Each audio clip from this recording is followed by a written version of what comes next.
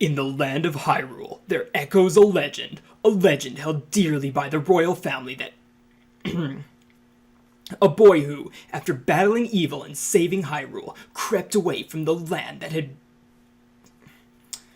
done with the battles he once waged across time. He embarked on a journey, a secret and a journey in search of a beloved and invaluable friend. A friend with whom he parted ways when he finally fulfilled his heroic destiny and took his place. Oh, come on, slow down.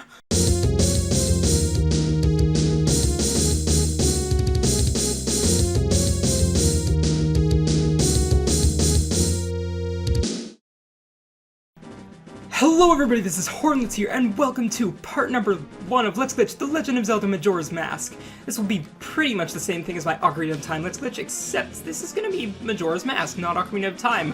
Bet you weren't expecting that. Okay, anyways, so yeah, this will be a run-through of what I assume is the fastest 100% route, and I say that because I don't actually know if it's faster, because the route was only created like 2 weeks ago, roughly, as of this, recording, of course, but yeah, so I'm not sure if it's faster yet, but regardless, I'm pretty sure it's more Let's Glitch friendly than the original route was, so I'm gonna use that one instead. So yeah, and also I'm playing on the English Virtual Console version, which is actually the fastest version for 100%, because of loading zones and what's it called? A couple mini games, one of the Postman mini games, and something else, I forget. But anyways, yeah, so that's why, I'm using it also because that's the only version I have. But anyways, that's beside the point. Let's just get going. I want to talk about movement a little bit first. Backwalking is the fastest form of movement that you can really do in a speedrun or in a real-time setting sort of thing, because side hops are technically faster if you do them frame perfect, but yeah, you aren't going to be able to do that. So yeah, basically, we're going to be wanting to do a backwalk. So, normally how you would do a backwalk is just hold down and then lock on, and then you would start walking backwards, but in Majora's Mask, this is what that does. You'll notice Link is, like, walking forward a little bit first. That's bad, we don't want that. So we're going to get rid of that by doing what's called a quick camera turnaround.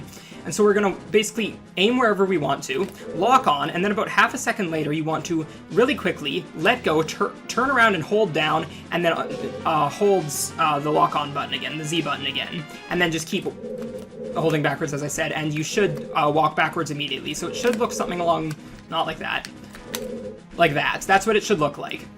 So yeah, that's what a quick turnaround is, and we're going to be doing that pretty much every time we do a backwalk. Also, this can sometimes happen where Link turns around but the camera doesn't.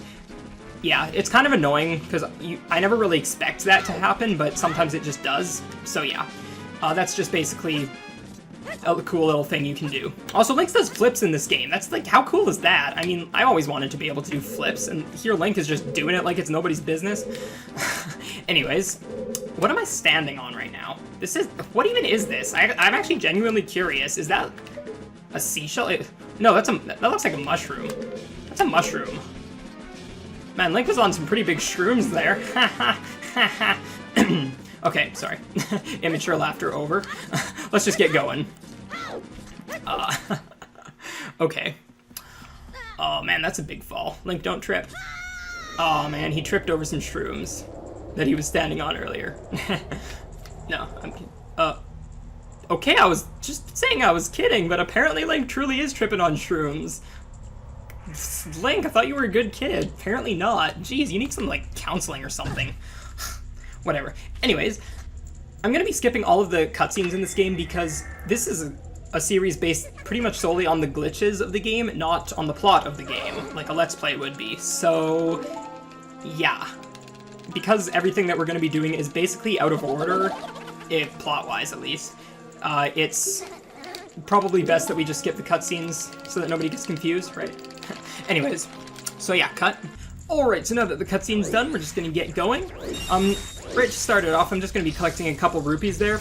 I want a couple rupees because I'm gonna put them in the bank later, and then I'm gonna be collecting 200 rupee chests and putting them in the bank, and because I can only hold 99 rupees, adding the 2 rupees and then the 2 chests will total 200 rupees, which is just enough to get us the next wallet upgrade. However, we're not actually going to get the upgrade until next episode, so yeah, don't get too excited. Okay, no, I'm kidding. So anyways, let's just get going. Into the flower. Come on. Okay, there we go. And let's just get across this gap and enter that door that's over there.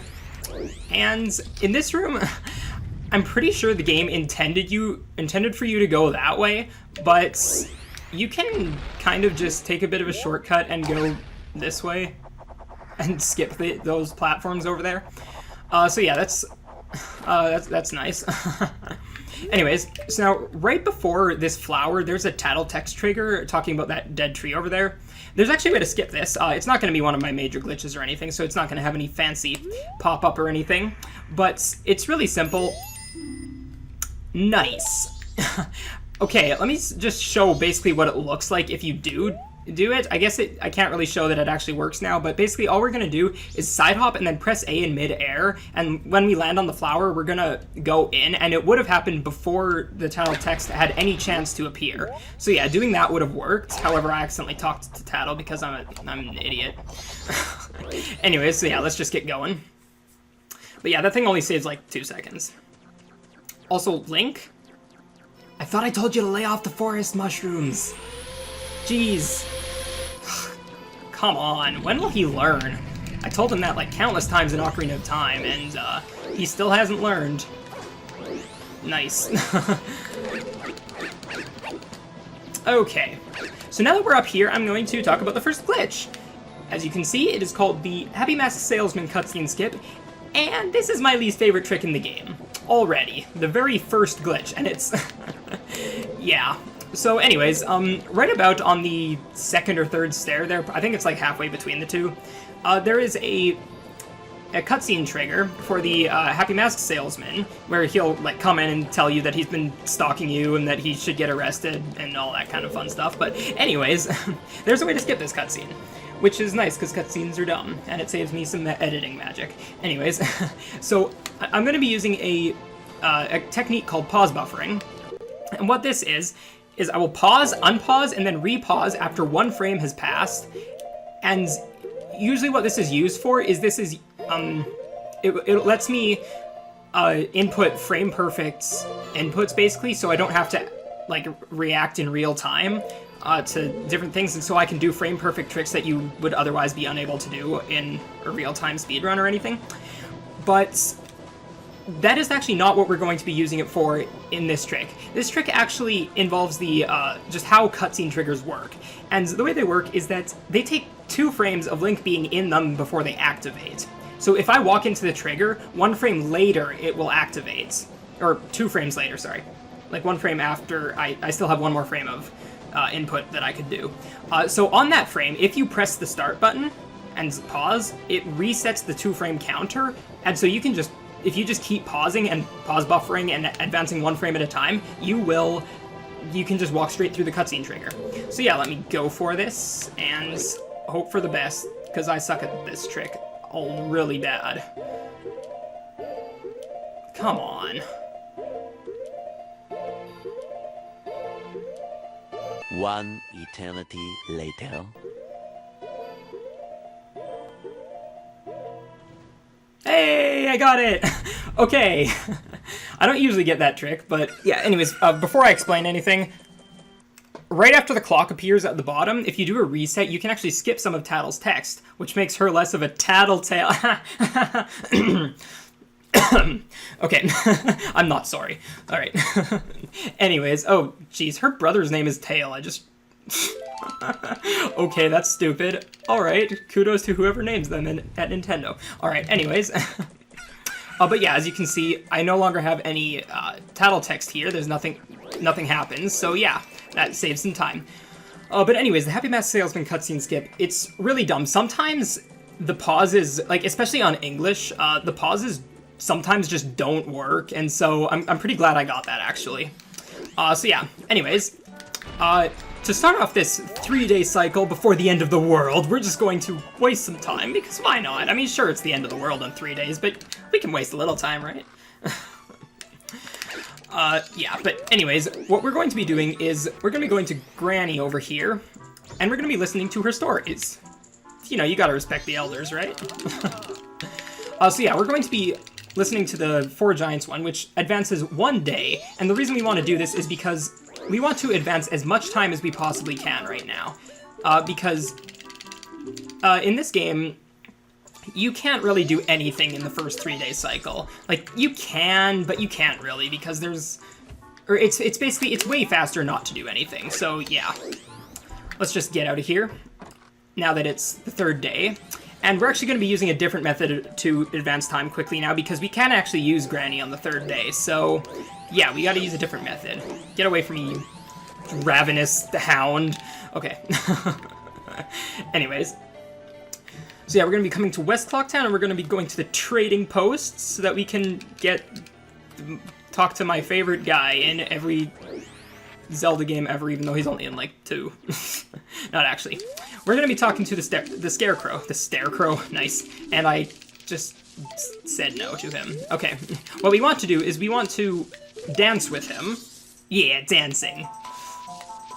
I can't dance, though. Anyways. Dude, look at those sick moves. Oh, yeah. Okay. Anyways. Yeah, so... Now that it is the night of the final day, that's what... dancing, it advances half of the day, if I'm correct. Yeah, it advances, like, 12 hours or something. So yeah, now that it is the night, we have a few things that we need to do. So we're going to start off by depositing the 2 rupees, as I mentioned we were going to do earlier. Dude, talk to the guy. Okay. 1, 2. Alright. What are you doing? Hey, what are you doing? Oh, okay.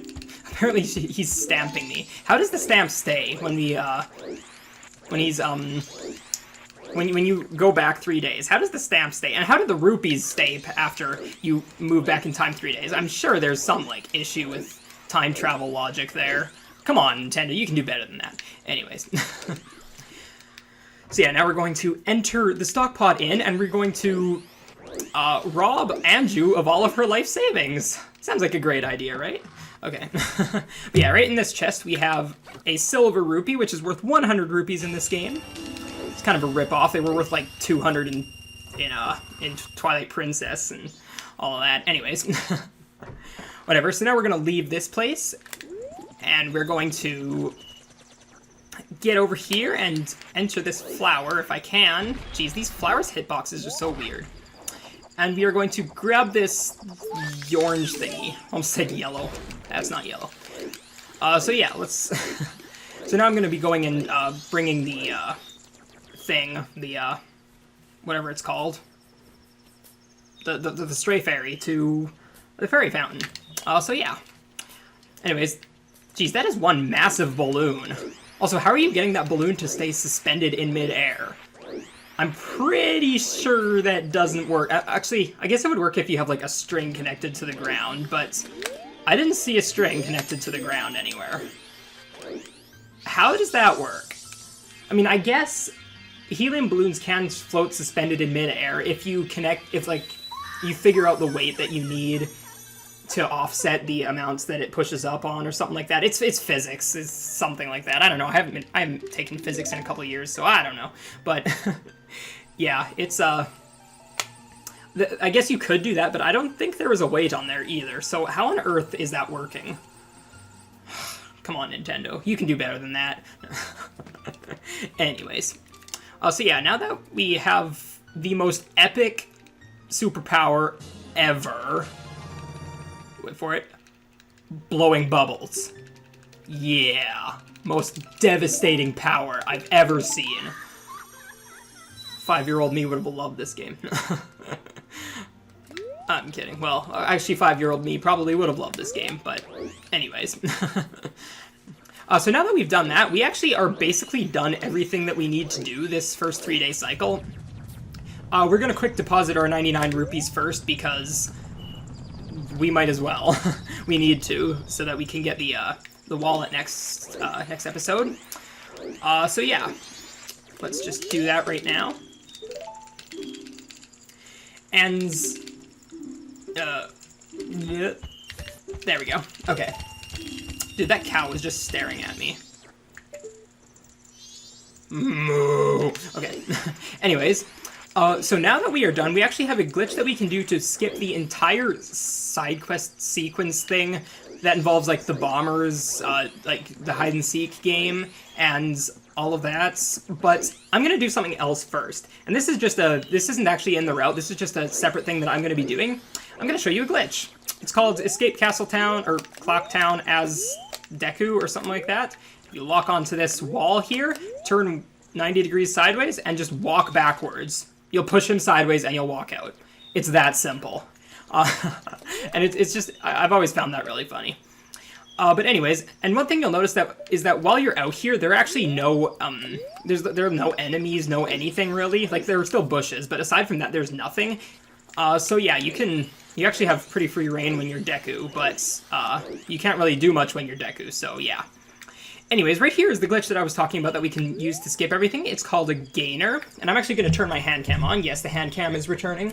It's the exact same hand cam as before, so don't get too excited. But anyways, what I'm going to be doing is I'm going to be doing a backflip, letting go of lock on and down, and then I'm going to be locking on exactly 1 frame later and holding up. And I should lock onto the wall and stay connected to the wall. And so it should look hopefully something like, not like that, not like that either.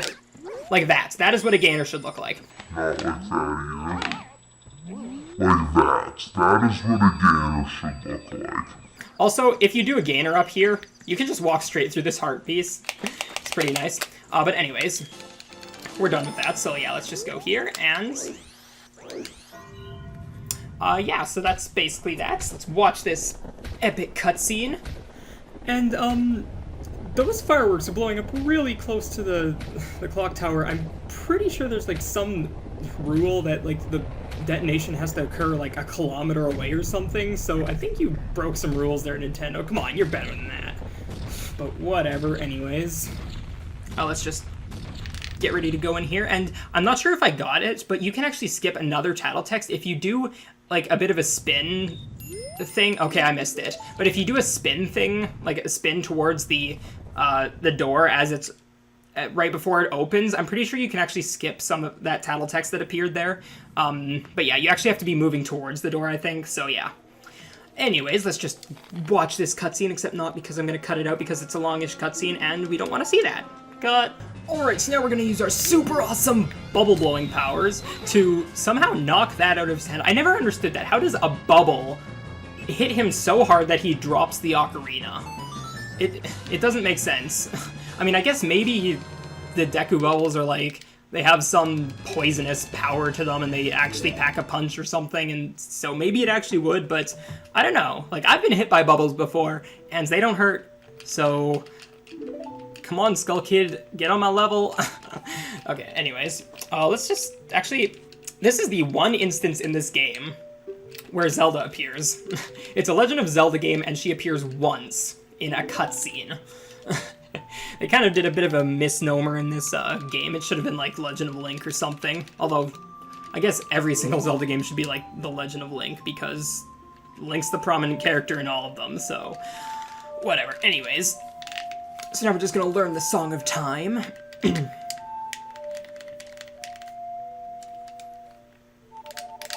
Yeah, that was fast. Alright. So yeah, anyways, let's just skip the rest of this cutscene because it's...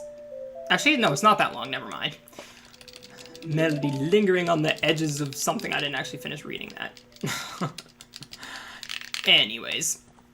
Goddess of Time is protecting you. If you play the Song of Time, she will aid you by creating paradoxes. Nice! That's definitely a great way to aid somebody, by completely destroying the space-time continuum. Come on.